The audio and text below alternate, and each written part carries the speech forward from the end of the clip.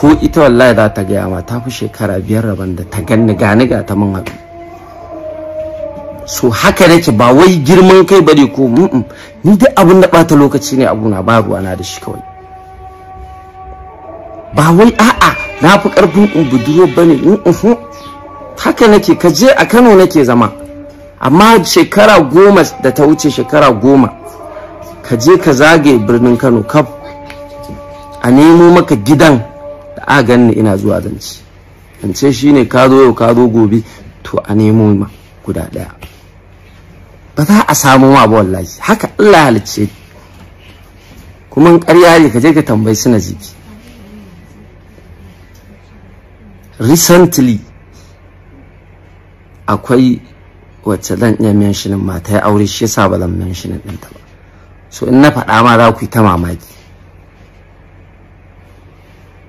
amma ku zo ku yi ta ku kun sani cewa daga hannun yayyena Nijar na koma.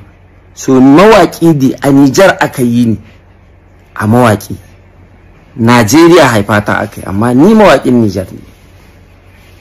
A can na je na zauna da mawaƙansu, da zauna da su. Kun sani, in kuna son wannan abubuwan ku je can mana ku nemo. Amma wannan ya zagi, wannan ya faɗa yare, na ga magana kwayo, na da kaza a ina duk aka yi wannan. Babu, ba za ku gani a nan ba insha Allah, in dai ba ɗauɗari gaba ba. Yanzu dai bayan ku kawai ku share ta hudali. Ai da na yi magana ta, in dai ba rami mai ka rami, ba ruwanka sai kai shiru. Amma gwammaja ka ɗauko audio na ka kawo shi ka ce wa za ka yi proving. Duk wanda ba akan ihdinas siratal mustaqim yake ba zai gane ba. Kun ce ban gane me kuke nufi ba, ni ma ban ka gane. Kun ce ban gane me kuke nufi ba, ku gane me nake nufi, ni ma ban gane me kuke nufi ba. Abin nan a bayyane yake. Na ce muku ina magana almajiri, kun ce kuna magana mabarata, to shikenan. To ba ɗaya muke ba, shikenan. Kun ɗauko audiyon ko da bidiyon sa, kun ɗauko audiyon mai martaba sarki. Lokacin da duk suka yi maganan nan suna kan madafan iko ne, suna tunanin suna da hanyar da za su gyara, suna da yaƙini ne akan gwamnati a lokacin. Amma yanzu duk ku ɗau audio ku kai musu.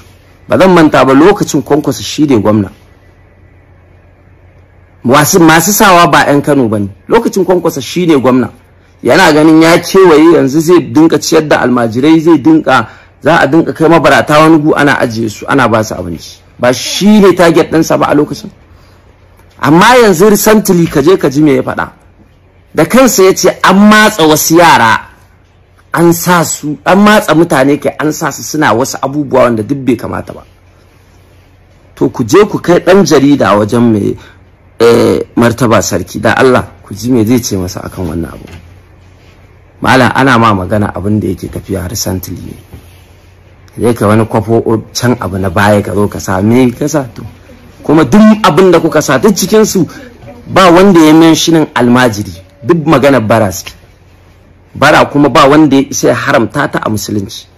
Kawai iyakaci mu fito mu gaya ma gaskiya akwai inda ta kai. In kana da cin yau kana da na gobe kada kai bara. Amma in je ka san baka da yadda za a yi, malam je ka tara kai baraka. Addini ya halatta ma. Baka da shi mutuwa za kai. To mawaƙi na Nijar ne, daga Nijar na suna, ka tambayi su Asasa lokacin da za su dawo da ni. Na ce Asasa in na dawo nan Nijar, in na dawo Najeriya, ni anan menene ko Asasa ko da Asasa ne da irin dai da kumurci haka dai, su dai masu harkar nan ta action. Na ce musu in na dawo nan ni zan zama bafade ne, amma yanzu a can sarki ne. Ka tambayi Mitu baban Fele ya baka tarihi na tun daga nan zuwa Nijar. Shi Mitu baban Fele su za ku bi, sai su kirga muku in dai wannan abin ne mai bi su samu muku. Sannan idan kuna so ku tambayi, ku koma wajen wanda waƙar sanai suna da ita, mai girma Sardaunan Dutse, shi zai gaya muku a Nijar. Daga nan waƙar ta zo nan Najeriya, ana shiga studio ana yin ta aka kai masa. Kuma ku tambayi shi wanda na fara jin concept ɗin a hannunsa za su gaya muku duk daga Nijar ga Mustapha Tigo ne, je ka zauna da shi zai gaya ma, shi yana gani lokacin da na dawo nan yan Nijar din shi ya dauke ni kiɗa a studionsa, yan Nijar din nan suke zuwa muna kiɗa. To zagi ne kowa yayi, na gaya muku Allah wallahi akwai lokacin da baka isa kai zagin ba, in kuma mutum ko a wani gari yake ya isa ya zo ya ce ma yana flyover. Mu kuma gaskiya tunda kaje mun gaya wa gwamnati ita, to kowa ya kai hakuri, kai da kake neman sai an yi abin da zaka je kotu, a kotun karfi gare ka ba hujja bace take da karfi da abubuwan da suka kamata, me gare ka da zaka je ka kare kanka a kotun? In an faɗe ka, in ka shigo ka tsaya kana adireshin akuya wance raguwa ne, me kenan? Na faɗi magana ne wanda ya ji ta yi daidai da shi ake kawai ya ɗauka. Babu abin da ƙarya za ta yi ma in ka ɓoye ta.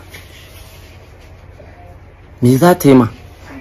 Gaskiya kai ba abin da za ta yi in ka ɓoye ta, amma in ka fito da ita sai ta haske. Ba abin da ƙarya za ta yi ma in ka fito da ita. Me za ta yi ma? Banda tsinewa da waye.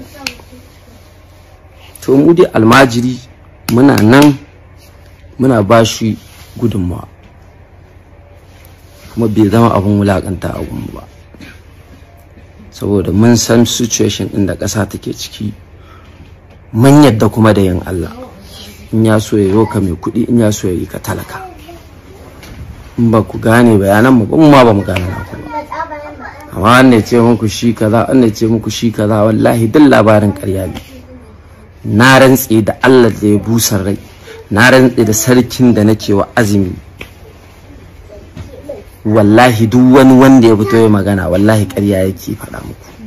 Kawai dai na ba ku sata amsa, ku ɗan Kano ɗin da kuke ganin in nayi magana da ku nake, to ku koma Niger inda aka yi ni, kun kuma kun sani. A nan na fara rarrafe na, amma can na tafi na je na haɗu da gwagwagwagwa. To ku koma can sai su ba ku labari na, sai ku yuce ku dawo, sai ku juye ku bankaɗe, tunda ni bankaɗe na ku nake, ba bankaɗe shi nake ba wallahi. In na faɗi magana ce sai ta daidai da abin da mutane ya san shi, kuma magana gara kowa ya sani. Ko ni ne yau na tura ɗana ko ƴata, na san inda ta tafi. Allah ka shirya mu, ka shirya mu, ka shirya zuriya mu baki daya. Amma